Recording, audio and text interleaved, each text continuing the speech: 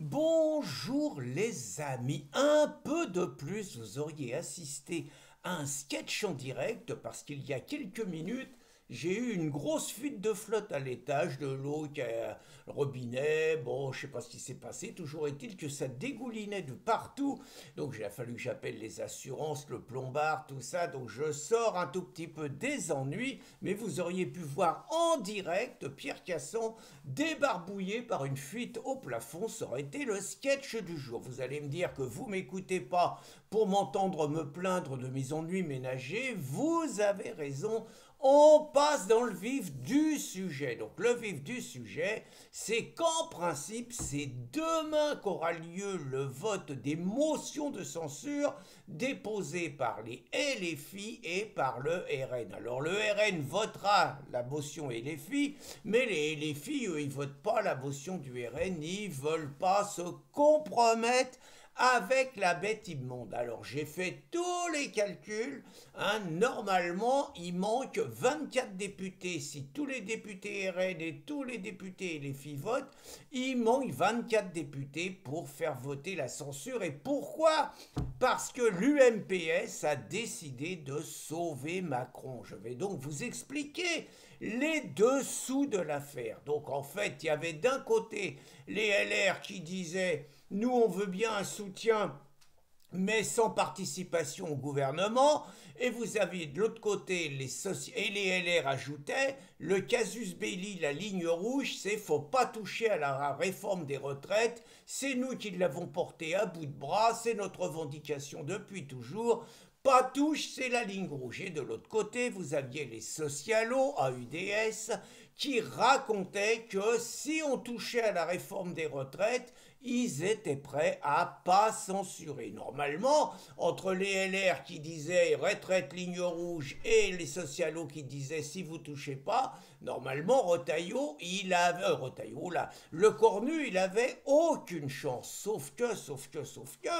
les LR ont avalé leur chapeau et les LR, bien que s'étant fait enfler sur toute la longueur, ils ont quand même 6 ministres au gouvernement et ils ont 50 députés qui n'ont pas envie de revenir devant les urnes parce qu'ils pensent que s'ils reviennent devant les urnes, ils auront beaucoup moins de voix et que ça, c'est plus important que l'avenir de la France et que surtout virer Macron. Alors je vais vous expliquer pourquoi les LR, quelque part, ils avalent leur chapeau comme ça, parce que c'est quand même juste un suicide politique. Et ce suicide politique, c'est l'œuvre d'un homme, c'est Wauquiez avec tous les centristes, hein, tous les centristes de LR, les planches pourries, les Bertrand, les Pécresse, les Larcher, tout ça, bon ça on connaît.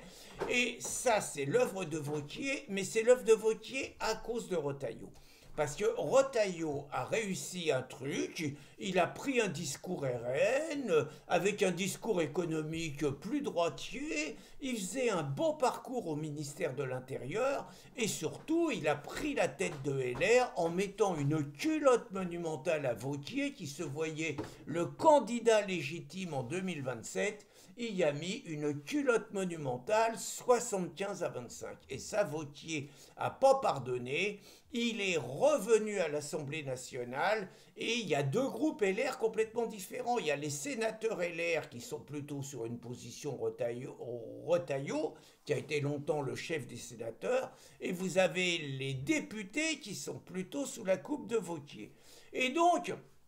Retailleau a essayé de godiller entre je suis pas macroniste et je suis pas le suppôt de Macron mais je suis au gouvernement et on influence sur les retraites, sur la sécurité, on influence positivement ce gouvernement mais on n'est pas macroniste et on est une troisième voie entre les macronistes et le Rassemblement national, contre la gauche évidemment. Donc c'était la ligne de Retailleau qui a essayé d'exister, mais Retailleau a compris qu'il n'allait plus y avoir de place et Retailleau a quitté le gouvernement. Mais en quittant le gouvernement, Retailleau a laissé malgré tout la place à 6 renégats LR qui sont devenus ministres et qui ont envie de rester ministres. Et Wauquiez se dit que si LR apparaît comme la béquille quelque part de la Macronie, il flingue la candidature de Retailleau définitivement pour 2027. Autrement dit, Retailleau, s'il veut survivre politiquement, il faut qu'il tape le poing sur la table, il faut qu'il exclue tous ceux qui ne voteront pas la censure,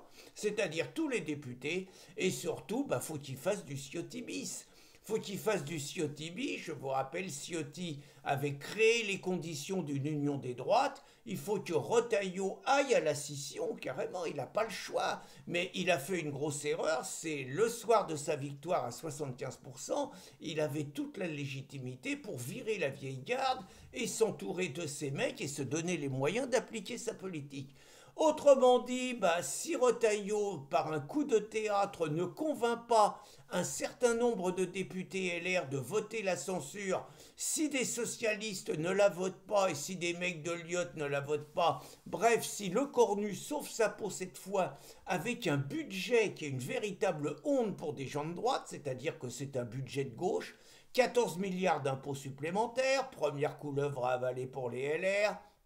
une ministre de la transition écologique qui s'appelle Barbu avec un T, qui est encore plus taré que la panière, ce qui est pas peu dire, et surtout ce coup des retraites qui était un petit peu la patte de LR sur le quinquennat Macron, et que d'un coup de cuillère à peau, de deux coups de cuillère à peau, on met ça en éclat, on fait voler ça en éclat, ce qui montre quand même le cynisme de ces mecs qui ont insulté des gens comme moi qui n'étions pas favorables à la réforme des retraites, mais à tous ceux qui résistaient, qui ont mis le pays à feu et à sang, des centaines de manifestations, des violences, des grèves, des trucs qui ont coûté cher, des discours moralisateurs à l'Assemblée comme quoi on avait besoin des 10 milliards. Je vais vous dire, la réforme des retraites, le dessous, c'est que c'est l'Union européenne qui a imposé à la France cette réforme-là de 62 à 64 ans pour passer à 67, et que le deal, c'est qu'il y avait un fonds commun européen suite au Covid qui était distribué au pays. Et que nous, évidemment, les Brels habituels, on a filé 80 milliards pour financer cette manne, et que sur les 80 milliards, on a revu 40 milliards, et les 40 milliards, on les avait que si on réformait les retraites. C'est quand même bien à savoir. Donc, tous les discours moralisateurs qui ont été faits, et à partir du moment où il faut sauver la peau de Macron, à partir de là, tout ce qui est l'avenir de la France, les gros discours moralistes, ça va à la poubelle. Place à la gamelle, la soupe est bonne et on n'a surtout pas envie de revenir devant les élections. Il faut empêcher le RN d'arriver au pouvoir, quoi qu'il en coûte. Et donc, dans ce contexte-là, il est bien évident que si Le Cornu passe, et je pense c'est là ce qu'il va passer, à mon avis, si Retailleau ne fait pas un putsch, ne renverse pas la table, il est mort pour 2027. Vous voyez qu'il n'y a pas qu'à Jean-Luc Mélenchon, mon copain Rachid, que je donne des conseils, j'en donne aussi à Bruno. Bonne journée les amis.